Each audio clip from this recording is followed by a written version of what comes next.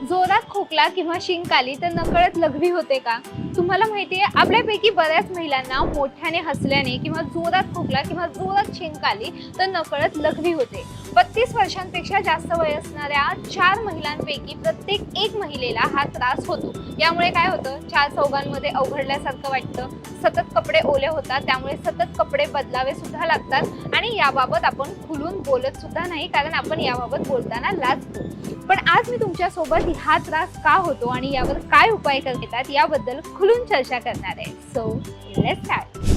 सर्वात आधी जाणून घेऊया की हा त्रास का होतो, कधी होतो आणि कोणत्या प्रकारचा असतो. हा त्रास का होतो?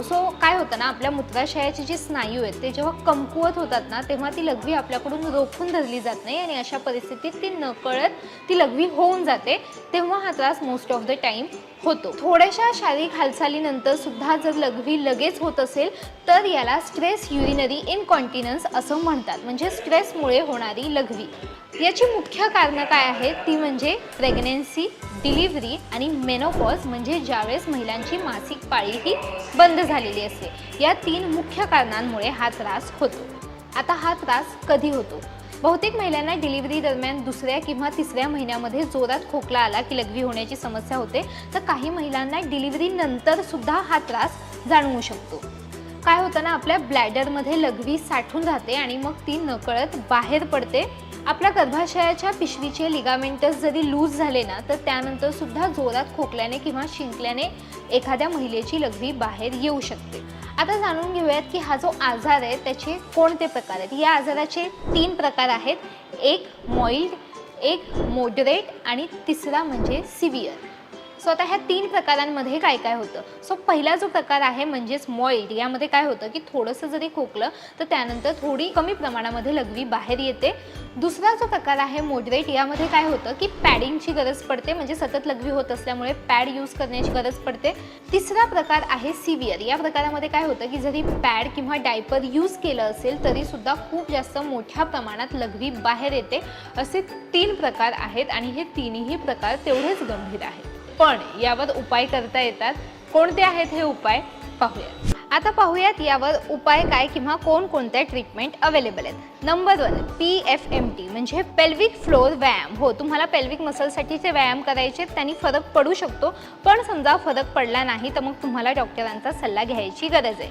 तुम्हाला वजन नियंत्रणात ठेवायचे, साखरेची पातळी मेंटेन ठेवायचे आणि तुम्हाला दर 1-1.5 तासाने लघवीला जात राहायचे. याने फरक पडू शकतो, पण जर फरक नाही पडला तर तुम्हाला औषधं ट्राय करायचे, पण औषधांनीही फरक पडेल असं 100% आहे असं सांगितलेलं नाही आहे. नंबर 2, सध्या TVT या ट्रीटमेंटद्वारे लघवीच्या युरेथ्राच्या खाली एक टेप बसवली जाते.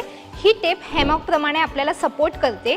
ही टेप लाईफ लॉंग एखाद्या स्त्रीचा हा त्रास टाळण्यासाठी उपयोगी ठरू शकते. पण या ट्रीटमेंटमध्ये तुम्हाला काय करायचे की 6 आठवडे तुम्हाला शारीरिक संबंध ठेवायचे नाहीयेत. तात्पुरता जर तुम्हाला उपाय करायचा असेल तर तुम्हाला बोटॉक्स इंजेक्शन सुद्धा दिले जातात. हे इंजेक्शन दर 3 ते 6 महिन्यांनंतर दिले जातात. पण तुम्हाला ही ट्रीटमेंट डॉक्टरांच्या योग्य सल्ल्यानेच करायची आहे. नंबर 3, हा आजार जर तुम्हाला दीर्घकाळ असेल तर तुम्हाला वैद्यकीय सल्ला म्हणजेच डॉक्टरांचा सल्ला घेण्याची नितांत गरज आहे. नक्की तुम्हाला डॉक्टरांचा सल्ला घ्यायचा आहे. मूत्राशयाच्या व्यायामांपासून ते ऑपरेशनपर्यंतचे म्हणजे सर्जरीपर्यंतचे सुद्धा सगळे पर्याय उपलब्ध आहेत. डॉक्टर कोणता सल्ला देतात? Most of the time doctor काय करतात की तुम्हाला धूम्रपान बंद करायला सांगतात आणि जास्त कॉफी न पिण्याचा सल्ला डॉक्टर देतात. नंबर 5, स्नायू बळकट करण्यासाठी तुम्हाला व्यायाम शिकवले जातात आणि पेल्विक फ्लोर स्नायूचे व्यायाम, जो की पॉईंट मी आधीही सांगितला, त्याचं सुद्धा तुम्हाला व्यवस्थित प्रशिक्षण दिलं जातं. नंबर 6, तुम्हाला मूत्राशयाचं सुद्धा प्रशिक्षण दिलं जातं. त्याचे व्यायाम कसे करायचे याचं प्रशिक्षण दिलं जातं. शिवाय जास्त वेळ लघवी कशी थांबवून ठेवायची याचं सुद्धा प्रशिक्षण दिलं जातं. नंबर 7, या सर्व उपायांमुळे जर त्रास दूर होत नसेल तर मग तुम्हाला औषधं सुरू केली जातात आणि औषधांनी सुद्धा जर त्रास दूर होत नसेल तर मग शस्त्रक्रिया हे एकच ऑप्शन तुम्हाला सांगितलं जातं. बरं, आता हा आजार एवढा गंभीर असताना सुद्धा आपल्यापैकी बऱ्याच महिला या आजाराबद्दल बोलायला घाबरतात किंवा लाजतात आणि योग्य त्यावेळी डॉक्टरकडे जात नाहीत. पण महिलांनो, जर तुम्ही योग्य त्यावेळी डॉक्टरकडे गेला नाही तर हा आजार अजून वाढेल किंवा यातून दुसरं काहीतरी होण्याची शक्यता आहे. त्यामुळे वेळीच डॉक्टरांकडे जा, त्यांचा योग्य सल्ला घ्या, औषधोपचार करा, व्यायाम करा आणि एकदम फिट राहा. तुम्हाला हा व्हिडिओ कसा वाटला मला खाली कमेंटमध्ये नक्की कळवा. जर हा व्हिडिओ तुम्ही लोकमत सखीच्या फेसबुक पेजवर पाहत असाल तर लोकमत सखीचं फेसबुक पेज लाईक करा, शेअर करा. जर हा व्हिडिओ तुम्ही लोकमत सखीच्या यूट्यूब चॅनलवर पाहत असाल तर लोकमत सखीचं यूट्यूब चॅनल सबस्क्राईब करा. सर्वात महत्त्वाचं म्हणजे तो बेल आयकॉन प्रेस करा, म्हणजे आमच्या व्हिडिओचे सर्वात पहिले नोटिफिकेशन्स तुमच्यापर्यंत येतील. Bye bye.